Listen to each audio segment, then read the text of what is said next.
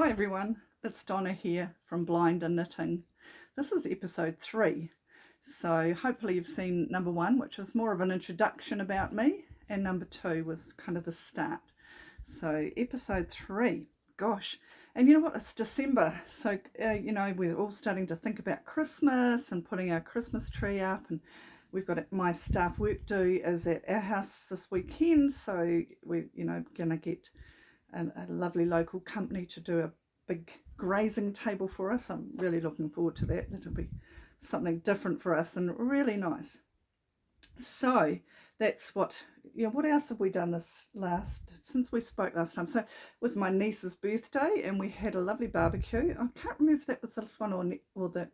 Anyway, it was my niece's birthday and we had a lovely family barbecue. My sister and her husband just love Christmas, and their Christmas house, their house looks like Christmas is just vom-vommed all on it. It's just covered in lights and it's amazing. So if you want to go and have a look, if you live in the Marston area, have a look. She lives in Johnson Street, and vote for her, please, because there is a competition on in town for the best, and I think she's got the best.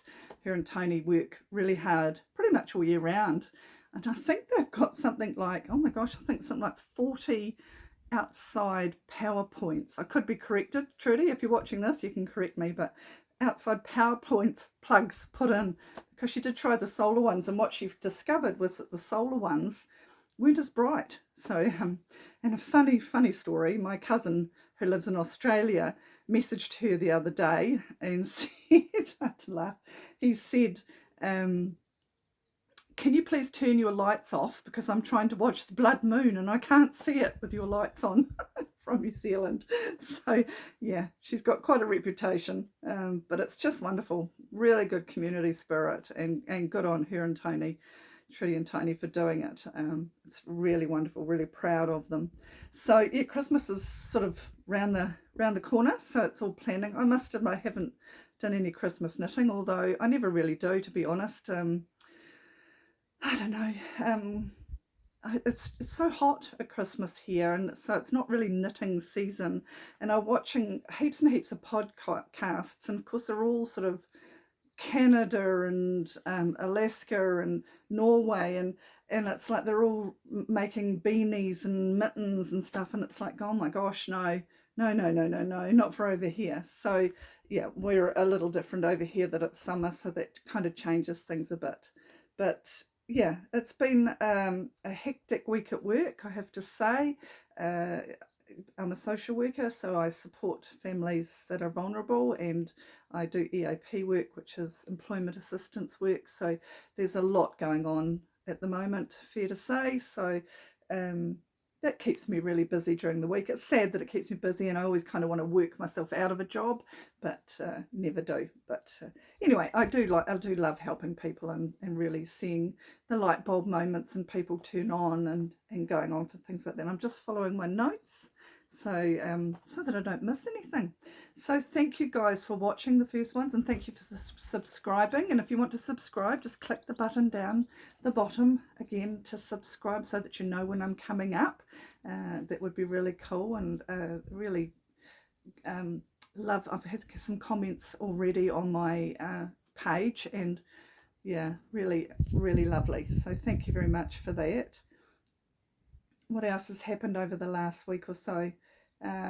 No, that's about it really. It's been, I think people are kind of not as I don't know, out there as they would normally be at this time of year, and I suppose that's the climate of what's happening on the planet at the moment. The C word. So yeah, things are a little quieter, and I quite like that. We'll hope that we get back to normality, but I do quite like that. So I hope you've got your cup of tea and you're ready to listen to my sort of tales of my journey with knitting, my journey with learning, mental health, and disabilities. And I haven't got a cup of tea today. I've had a cup of tea. Look, I've got an empty cup here. So I have had a cup of tea, but friends turned up and we had a glass of wine, and I thought, well, why stop the process? So I'm having a red wine, a lovely New Zealand red wine. So cheers. We'll see how the podcast goes after a glass of red wine, shall we? Anyway, admin. What admin have I got? Nothing really. I'm just new, so I'm kind of following an agenda and thinking, oh, I know what I have got for admin. I still haven't worked out and how to another learning journey. How to put the links down below. You know, when you watch podcasts and say, "Well, put the link down below." Yeah, sorry, haven't worked it out yet. So it's not happened yet, but my goal over the Christmas holidays is to work out how to put the link down below. And also, I think they call them thumb pictures. So, you know, when there's a cool little picture that comes up on the screen or a word that comes up on the screen and they go, well, I haven't worked out how to do that yet either. So, we'll see how we go. It's all a learning curve, as I said. And I want you to come on my learning journey. And that'll be part of it, of course, is learning YouTube and how to do all those things as well. So, what have I got on? Well, I finished my raindrops. I absolutely love it. I'll see if I can stand up. Yep, it's really lovely. Well, no, you're not really going to be able to see it properly. So it's got 3/4 sleeves with a nice little split and a cute little button and the lovely lace. And it does look like raindrops, I have to say. And I've really enjoyed knitting. This is my first ever full-ply cardigan. And I must say that I was really nervous because I thought, well, double DK, which is what I've always knitted on, you know, can get through it quite quickly. I can kind of thump out a jersey in a month. Is, you know, if I'm really working on it, a month is about right. And I thought, oh, this is going to take me forever with 4-ply. I don't know how I'm going to cope with this, but you know, the big menopause makes me really hot, and I can't wear DK. So I thought, oh, well, I'll give 4-ply a try. And 3/4 sleeves. You know, normally I'd have a double knit jersey with with long sleeves. So here we go. And yes, it did take me a little longer, probably for a couple of reasons. It was, you know, it does take longer because I'm 6 foot, so there's a lot of knitting. There's a lot of length in my knitting, and I think you can see that. Here, it's probably just a smidge long, although I like the length on this. It's really worked out a nice length. It's a lot of knitting with 4-ply, but also I'd never done a top-down in the round lace pattern, so that was a learning thing. And one of the things that I learnt along the way, I won't go on about how much I've learnt all along the way, I'll just pick one thing this time, is putting a lifeline in. So because of my sight problems and this being lace, it was really hard to keep an eye on you know, the yarn overs and etc, and I was determined to make sure the pattern went well. So I ripped it back a couple of times, or frogged it, as they say, back a couple of times, because I just wasn't happy, it wasn't working, and I was getting really frustrated, and I thought, right, this is ridiculous. Let's put a lifeline in and see how we go. So I used dental floss in my needles, where you thread it through the needle and you knit, and it just goes through as you knit, which was fantastically easy. And so I did a couple of rows of lifelines after I'd got happy where I was going, and it moved on. I never took the ones that out up here until right to the end, because it, you know, kept me feeling confident about the sleeves that they weren't going to change. So that was a real learning thing for me, as the lifeline. And it was grand. So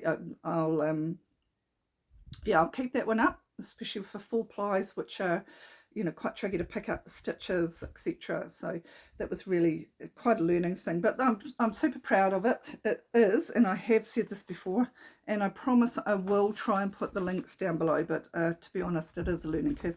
But this is, let me see, the pattern is Raindrops. Where is it? Raindrops. That's the picture there. And it is a tin can knit, and I knit it in 4-ply called Rosario 4 Marina. Oh, that's really windy and my curtains keep blowing, sorry. And it's colour 3, and I did it with 3.75 needles, and it took me 6.5 weeks. So it wasn't too far off. It was just 2.5 weeks off my 4 weeks doing a DK jersey, which I didn't think was too bad, considering it was a lot of learning, a lot of new things that I'd never done before, and it was 4-ply, and I had quite a few other whips. You know, as I said a couple of podcasts ago, I've got this real passion for knitting again, so I'm right into it. So it's almost like it's, you know, what's it called, cast on fever. I keep casting on and casting on. So yeah, that's my latest whip. So where's my agenda? Just check what my agenda says. So what's after whips? It is, oh no, that's my finished off object FO. So my whips. Now I showed this last time, still a whip, but it's nearly an FO, and this is a pretty little apricot one. And last time I talked about the differences between cheap wool and expensive wool, and if you want to learn to knit, you don't have to spend. This was expensive wool, and I think it cost me probably around $140, beg your pardon, to knit this jersey. So it's quite expensive. So it's a special one. But this one here is going to cost me $20. 4 skeins at $5 a skein. It's 100% acrylic. And it's called the Leaf Top, Leaf top. It is a crop, but I'm way too old for a crop top. So I'm adding the length, as you can see, and I've put a nice little garter stitch on the bottom. I've put it on and I love it. It's really great with jeans as a sort of relaxed casual top to wear, but it does look quite young. With, you know, it almost looks like it should be on a really young person. But so what I'm going to do is I'm just going to make the sleeves a little longer and have a short sleeve on it rather than just a cap sleeve. And I think that will change the whole look of the whole thing, and I'll probably wear it more than if I keep it as a cap sleeve.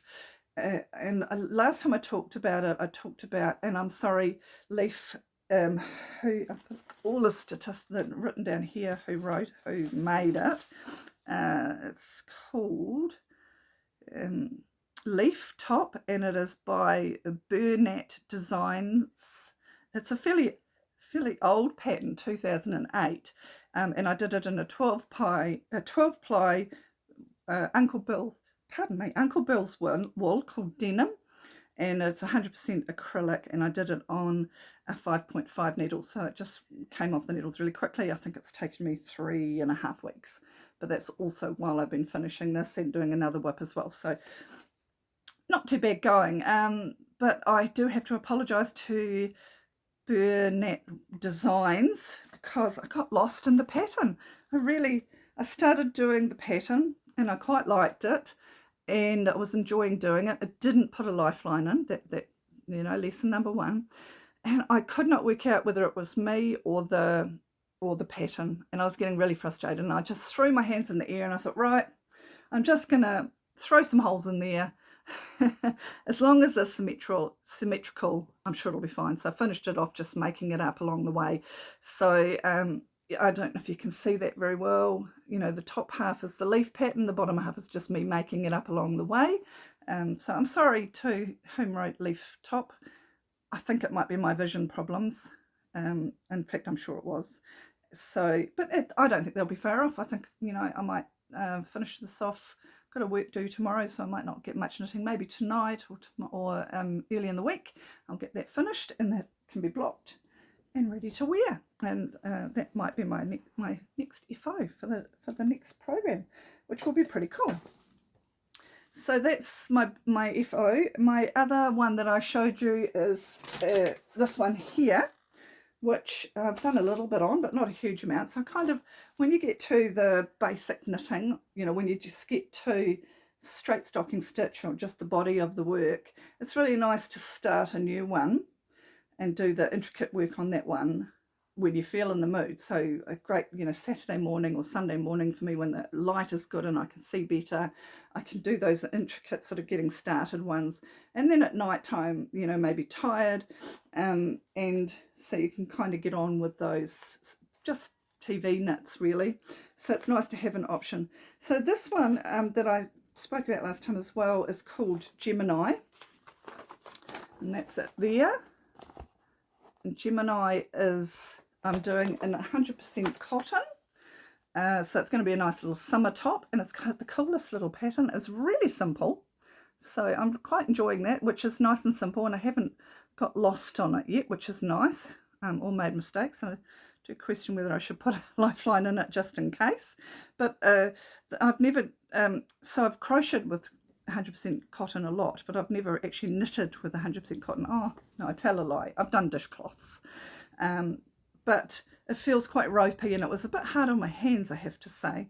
But I do know that when I did a swatch and washed it, that it softened up. So I'm sure that this will soften up and have quite a nice sheen. And I do love the red, the fire engine red. It's one of my favourite colours.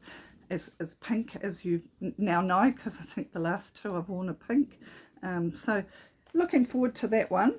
I'm still on it's square. So it's circular knitted top down, but it's a square yoke rather than a round yoke, called Gemini. It's a paid pattern on Ravelry, and I have the details here.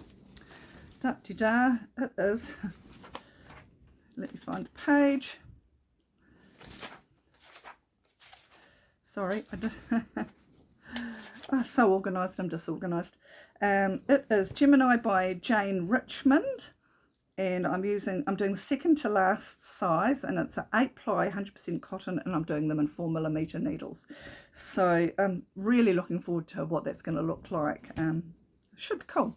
And a really nice summer knit. As I say, I just get so hot now, and yeah, the cotton should be cool for that. So that's my other whip.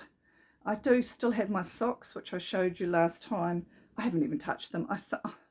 I will knit them, but I'm not enjoying learning how to do it on the little 9-inch circular needles with the very small needles.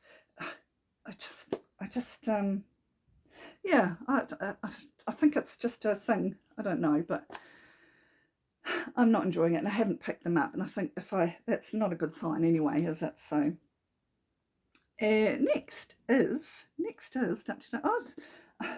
I know what I was going to talk about earlier in the piece. So I'm talking about having disabilities and the challenges that they bring. I've had such an up and down day today, really have. And I have to laugh at myself. You've got to laugh at yourself or you'll go mad. You know, you've got to have a sense of humour, especially when you've got some challenges, because by golly, you can do some silly things, but also things can be pretty bloody tough. And I've said that before. So one of the really tough things today is, because I said I've got my staff due tomorrow, so I thought, we've got chooks and they're free range, and they do pop at our back doors, and it just drives me mad. And so I wanted to water blast the back door and the deck, get it cleaned up, ready for tomorrow. And oh, what a disaster. When you're blind and you've got hoses and electrical wiring and water, it's really not a good combination. It was just a disaster waiting to happen. And I really wanted to do it, because I've always been such an independent person and got out there and just done stuff. And although my partner was very patient and I was the one getting grotty, in the end I had to throw my hands in the air and say, this is just too dangerous for me, and I just can't do it. So yeah, I got quite upset. It's like, got in the house and sort of started feeling sorry for myself and licking my wounds. And then I thought, no, you just got to pull your big girl panties on and get over it. So Stuart, God bless him, he's done it, and it looks fantastic. But that's one of the things when you've got challenges and you really want to do something. It's the same with knitting. If you really want to do it and you just can't, you kind of have to, you lick your wounds. Kind of, every now and then I feel like a duvet day and I just want to hide. And today was one of them. So yeah, but then the funny side of having blindness is, after that I thought, right, I'll do this podcast. I know what I need to do so that I can, see better. Ha ha ha, she says. I'll clean my glasses. And as I was cleaning them, I just had to have a giggle at myself, think, why the heck are you doing this? Because you can only see just a little wee area and you're cleaning your glasses. So what a waste of time. Anyway, I had a bit of a giggle about that. And then the next funny thing, so yeah, I'll have a drink of poo of my wine, and so you've had a giggle from that one. You can have a giggle at the next one. It's okay to laugh. It's me saying it. So I don't mind you laughing at me because I've got to have a sense of humour. So I don't wear makeup very often, but what I've always used is that natural glow, that Suzanne Paul's natural glow. And it got really old, so I thought, right, I'll replace that. And I bought a new brand, and I'm really looking forward to using it. And I thought, put it on for my podcast. And put it on for the last podcast, it was. Went to put it on and thought, oh, yeah, actually, that's not bad. It makes my skin, no, it's not bad at all. It evens my skin out, and I'm a good colour. La-da-da. Anyway, I went to put it on today for this podcast, and so I got it out, and I thought, oh, what's that? And I looked, and it had a plastic sheeting over the oh, I'm laughing at myself. A plastic sheeting over the powder. So I hadn't put anything on last week, and I thought it looked really good. So I've got it on this week. I don't know if it's made a difference, but it's on this week. I took the plastic sheeting off. Anyway, you've just got to laugh because, well, I did cry. I cried this morning. I laughed this afternoon. Isn't that what happens? This is what life is all about. It's a I've got wool all over the place. It's a roller coaster ride, and yeah. Anyway, that's just a little tale of my disability challenges and how things have been. What was I going to talk about next? Oh, my sewing. I have done a little bit of sewing, and I think I bought this for last time. I bought this material last time. I fell in love with it. It's just a lovely, beautiful piece of it. It's got an elastic stretch to it. So what I've done is I had a skirt that I showed you last time that I love. It's just a cheap as chips warehouse job.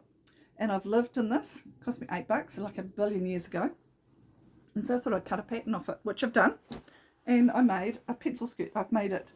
I'm going to wear this one to work, so it's a bit longer than that one. That one's kind of around the house weekend if it's hot, stuff. You don't mind if your knees are showing, but at work I don't want to scare people. Hell, can't do that. So I made it. It's a pencil skirt. It's a bit longer. I love the material. It's really cool. Just and because of my sight challenges, I don't do anything fancy anymore. There's no waistbands, no zips, no buttons. I just can't.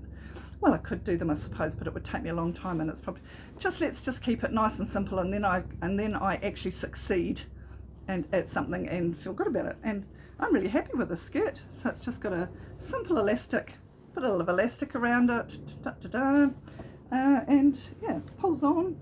It's a firm fit, probably a smidge firm, but I'm sure it'll give. Yeah, super happy with that one. So I'll be able to wear that to work, and it may even be when I finish my Gemini. They might even, do they? Yes, I think they might even work together. So there we go. That'll be cool. So that's my sewing. Yeah, not that I sew a great deal. I do sew this time of the year because it's actually a bit hot to knit, to be honest, unless you're knitting small stuff. So your sewing's probably the next best thing. And I've got my sewing machine set up all the time now, which I struggled to do before, but that helps because you can kind of get in here and say, right, I'm just going to do it. Sewing machine's on. Yeah, that's my sewing. What's next? I was going to talk about my gardening. I think we've just put in 8 built up gardens, and I've planted them out. I'm so excited every night I go out and my babies are growing, and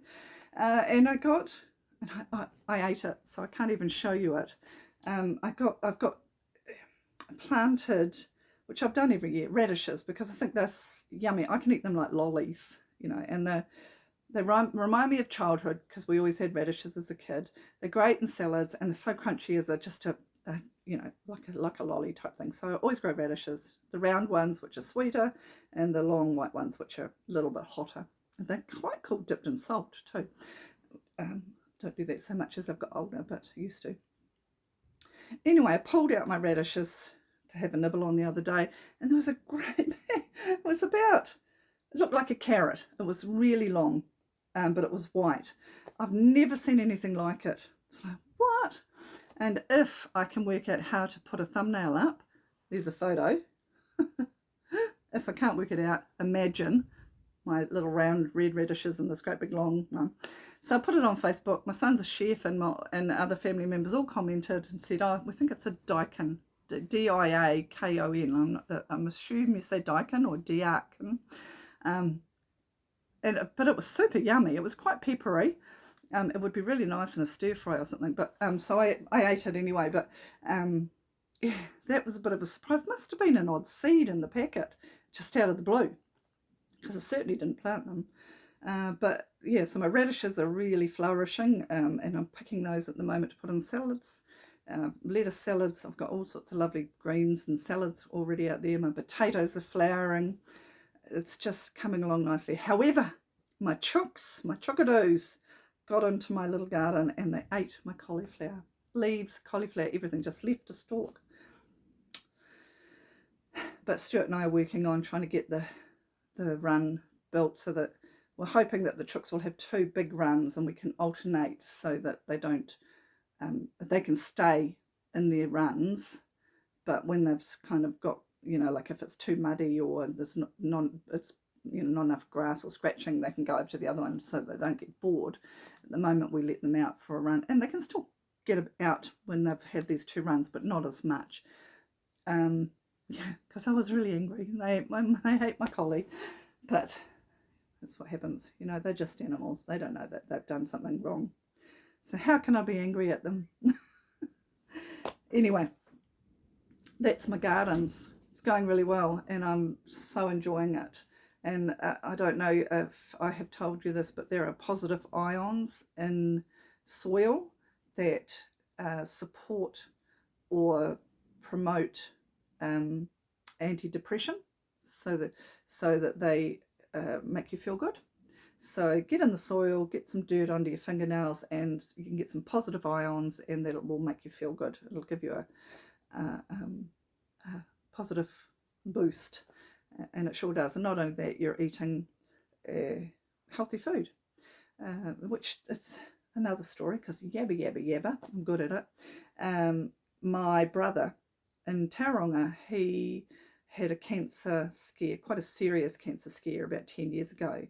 And so he thought, right, I'm going to find out why people live long, what it is that they do that helps them live long lives.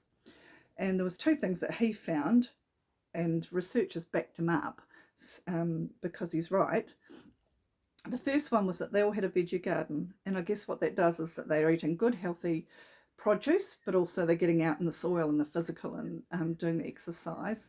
And the second was a community. They had a community around them, so it was really important that they, whether it be church or bowls or a craft group or knitting group, or they had a community that they were involved with, and that those were the 2 things that made that people that lived long lives had in common. And researchers back that up.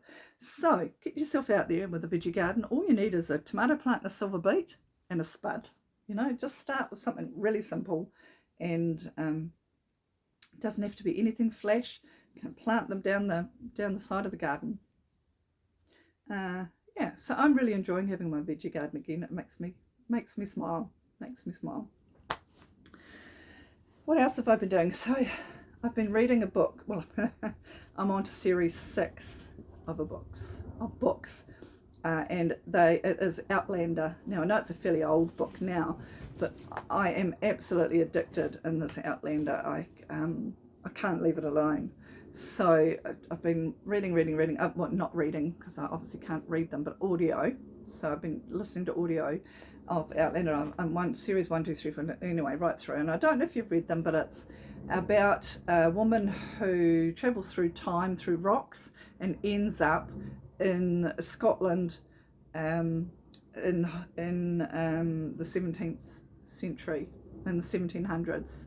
So not that century, but 1700s, and falls in love with a Scottish Highlander, and the tales from there on. It's really fascinating. I'm just really enjoying it. one of the things that I goofed off to was about halfway through the series, they started meeting one of their aunts, Aunt Jocasta, and Aunt Jocasta was blind and knitting. So Aunt Jocasta knitted and crocheted and was blind. So that really excited me. It really did. And the other thing that was said about knitting was that the Highlanders used to sit around the fire at night time, well, the men, and that we've talked about that men knit in the past, lots and lots, and knitted. And I thought, I wonder what they made. I mean, it would be fairly simple, you know, it wouldn't be anything. So they would have done sort of capes and cloaks and things that they could wear over themselves. But one of the things they did make a lot of and wore a lot, and they based them on the monks wore them, it was cowls, and cowls, cowls, are becoming much more fashionable again. So I thought I'd show you one of my old cowls, and this is reasonably old, but that I made. Oh, what's that? Oh no, thought it had grub on it. So this is a cowl that I made quite some time ago. It was a free pattern from, I think it was Ravelry, and it doesn't have a name on it, so it was a few years ago I made this, so I can't even, but it's called Free Knitting Pattern Luxury Cowl Hood. So but there's so many of them on Ravelry, I'm sure you can find something yourself. But I changed mine up a little bit, so I found in my stash I had a little bit of leftover 100% pure homespun that I had brought, left over from an errand I'd made years ago, and so I just whipped myself up this cowl, but I made it a little bit different. I put I did moss on the ends, and I added cool little wooden buttons, and so I wear this a lot in the winter. Just throw it over, and it's super warm. I suppose because I walk Kenzie and I get hot, so it's quite nice that doesn't take over everything. It just keeps my neck warm. I don't wear it as a hood, and of course they say that you can. It's not me at all, but you could if you were young, I suppose. But I wear that a lot. It's a bit hot today, so I'll take it off. But anyway, so the history of cowls historically come from the monks, and they would wear a hood / cowl, but they've become really fashionable again. So, and they're easy to knit. They're such an easy, quick knit. This one was just done. I didn't know about circular knitting in those days, so I think that's probably why it's got the opening and the moss stitch. But I quite like the wooden buttons and being open. Yeah. So I thought I would show you that as my cowl. Yeah, what else was I going to talk about today? Look at my notes would help, wouldn't it? One of the and I like to talk a little bit about mental health and protecting your mental health, and I have sort of talked about it a bit through the whole program, but a couple of years ago I was really struggling, and I was not working and trying to set up my new business, and things weren't so grand for me, and I was struggling, and so I thought, right, walk the talk and go, and you need to get out and do something that's going to keep you active in the head, interested. And so I went to a place in town called King Street Artworks, which is fantastic, and it's for everybody in the community, but particularly if you're struggling with mental health challenges. And I thought, I'm going to learn a new skill and teach myself, learn something, because they have tutors there. It's all art, it's all the arts and cultural, all arts, fibre, painting, woodwork, everything. And so I thought, right, I'm going to do pottery. I'm going to learn a new skill. And so I did. I went, and it's free, or they take a koha. So I did put a donation in the box. And the tutors showed me all the tips. I wasn't very good at it. I wasn't very good at it at all. So I thought I'd show you, but you're not allowed to laugh. Okay, so don't laugh. Take a deep breath. Don't laugh. This was the first thing. I used to call myself Deirdre off Coronation Street, and if you know that and you know why, you will be laughing. This was my first little thing. So it's just a little pottle. It actually doesn't even have a purpose. It's got, I'm assuming that they were a corn and leaves, and I wanted it to look like a bit of a basket, so I've thinged it out. But it's so thick, it's really uneven.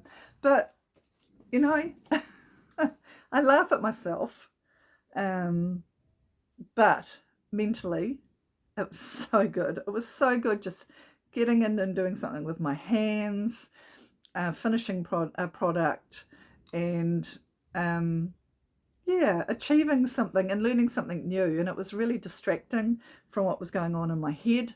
So it was a great time to sort of relax all the thoughts in my head. But I wasn't great at it. I persevered. I made Kenzie, my guide dog, a dog bowl, which she uses. She's never complained. So, you know, as long as the food fits in it and doesn't fall out the sides, she's happy with that. But I guess what I'm trying to say is don't be afraid to try something new. If you're feeling really flat or fairly low, you know, you want some distraction in your head. You want to give yourself something that's new and a bit of a challenge and a supported challenge. So King Street was a really great place because it was a supported challenge. I didn't go out there and learn to fly a plane or anything like that. It was, you know, just a nice, gentle, supported challenge, and it helped. It helped heaps. And now I can, what I do is I sit it on our bookcase at home and I sit my business cards in it. If anyone ever wants a business card, I've got a little business, I know where they are. So, yeah, that's kind of my mental health tip. Don't be afraid to, if you're feeling low and unmotivated, it is really hard to do. Making that first step is super hard to do. But you will benefit from it. There are lots of fantastic agencies out there all over the world, all over the country, that are there to support and help you with your mental health. So get out and try something new. And if you're not great at it, who cares? You know, it's been fun. It's been an adventure. So my middle name is now Deirdre off Coronation Street because she did pottery and she wasn't great at it either, but she loved her pottery too. That's that one. My tip for the week. Where are we at? Oh, I just ramble on, don't I? What I've brought. So acquisitions. I was in Evans's in Masterton, close to where I live, and just pottering along, and I spotted these two lots of wool. And the reason I spotted them wasn't the wool itself, but it was the logo, and it was these ones. And I don't know if you've seen them, but they're called Gallipoli. So, and they had the poppy on them, and it was a couple of months ago, and so I read them, and it's made. This wool is made in Turkey, but it's made for New Zealand. So they make it Turkey and they send it back here. It's made for us, and a percentage of what the sales goes to the RSA. Hence calling it Gallipoli and having the poppy on it. So I bought them just at a whim. Never even thought about the colours. Just picked two up and thought, yep, there we go. I'll buy those. And they're 4-ply, and they are 75% pure wool, and then 25%. And I have written it down because I can't read that. Or maybe I didn't write it down. It's a nylon anyway. So I thought, well, what can I do with those that would be beneficial? No, didn't write it down. And strangely enough, I just set them in my knitting basket, and beside them were the two skeins that I showed you last week of my good old jersey that I knitted in just the good old-fashioned V-neck raglan jersey. I knit in the lovely Skeins vintage rose hip, and my Skeins vintage what's it called, Elaine, and they were just sitting there, and I just put these two in my basket, and And I thought, oh my gosh, they go really well. So these two cardigans, jerseys that I've knitted are what I wore. The first one, my introduction, the pink one, and my second one, which is the oatmeal, which is Libby Johnson, Trilly Myrtle's pattern. And my first, that was the jersey that kind of sent me on this learning challenge. And I thought, gosh, they actually go really well together. And these are quite plain cardi jerseys. So my mission is I'm going to join the two together. So I'm going to put these two together, and I'm going to knit a cowl or a scarf, not sure, because I've still got some left of these, to wear with my oatmeal. And I'm going to put these two together, to wear with my rosehip one. So yeah, I was really wrapped. It must have just meant to be. So that's the goal, is I'm going to make something. And because they've got a little bit of nylon in it, the Gallipoli wool, they will be slightly waterproof, and they will resist water. And because I can't drive, and I walk everywhere with Kenzie, they'll be ideal to slip on as a cowl or a beanie, not sure yet. I'll have a play. It'll be just fun holiday knits, I think. A beanie or a cowl anyway, so they will not absorb water, so I can get out in the mist and that if I need to take Kenzie out for a walk or a tiddle or something. So that was one of them. The other one I brought, which, again, I'm going back to the cottons because it's summer here. I know it gets quite hot. So I thought I'd get my crocheting out again. These were Cotton Muffin Natural Earth, and it's 100% cotton. And it is just a fade ones. Cheap as chips. I honestly couldn't tell you how much now because they were really cheap. Excuse me, at Uncle Bill's. And I don't know what I'm going to make, but I just thought I quite like them. These are my colours. Those are me. That's my colours I love. And I thought I do have a couple of crochet patterns that I might have a play with because I quite like crocheting, particularly in the summer. Oh, excuse me, talking too much. So I bought those. The other thing I brought was, I did tell you that when I brought this wool here, I made a big hiccup. I'm going to have to, I should have brought water because I've got to have wine to get rid of the tickle. Isn't that ridiculous?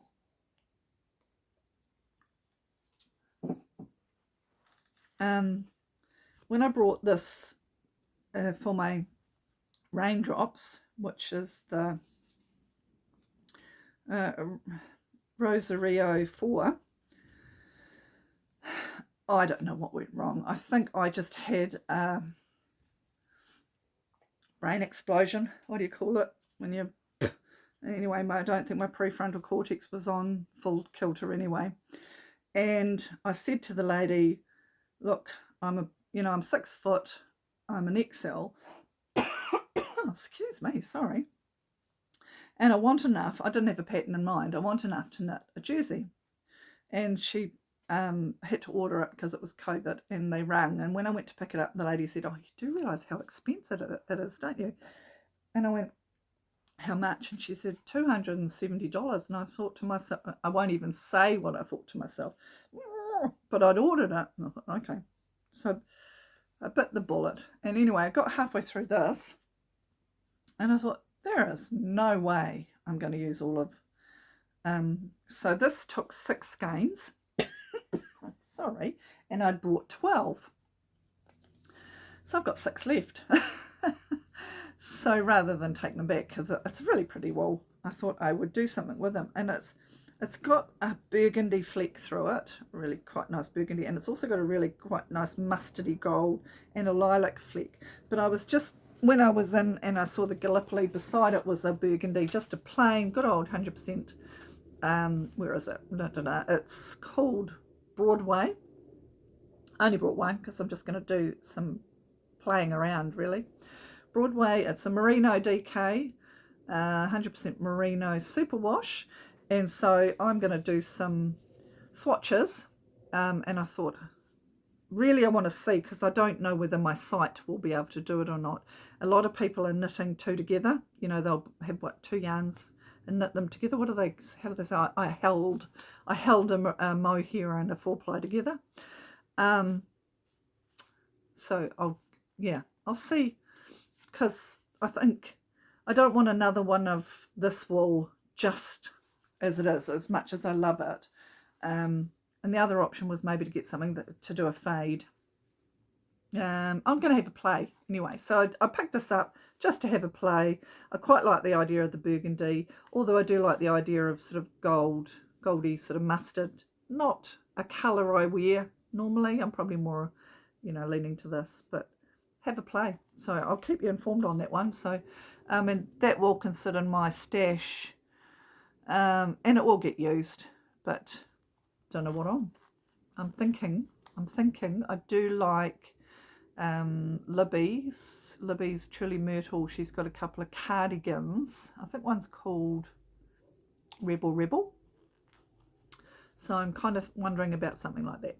Anyway, that's what I'm doing with that one. And the last acquisition, and Evans's again, is because it's summertime, and I do try and make a summer frock. I was going to make a more tailored one with a zip down the back, but I'm thinking with my site I might just keep it nice and simple. You can get some really nice, I've actually got a top that my sister-in-law gave me that has nice big pockets in the front. It's a nice loose, but it's a nice shape. It's kind of just got a nice shape to it, and heart and sleeves. So I brought this. It's quite pretty. It's just a little cotton, pure cotton with a little print, little daisy on it. Nothing particular flash, but I do like the colour. It's that sort of sagey colour, which I like. And so, I thought I would make just something quite simple for summer, a little frock. We'll see if time, but I'm shutting my office on the 17th or 18th, whatever the Friday is, and not reopening until the 10th, so 3 weeks. So it would be really nice to think that I could get some sewing, and I'm having a staycation, so I'm going to stay home and see how we go. I can potter. I love to potter. Get up in the morning, read the Times Age, scroll. I say scroll through Facebook, but one of the things I'm loving of getting back to knitting is that I just don't do it anymore. I'll whip through Facebook in the morning, go, oh yeah, there's, my family, my son, my daughter, my grandkids, what have they done? And then it's like, oh, pick up my knitting. So huge bonus. Really not interested anymore, and I think that that's quite cool. I'm really chuffed at that. Where's my notes? Oh my gosh, I can't lose track. Picked up the wrong notebook. Too many projects on the go, as people would say. Anywho, so we might call it a day. I've talked about all of the things. The only other thing that I did this week is my sister-in-law Heather and we sat and watched the movie that Sam Neill and I don't know his name, but he's on the rafters, the father of the rafters, and the movie was called Rams, and it's about brothers that haven't spoke to each other for 40 years and they breed rams.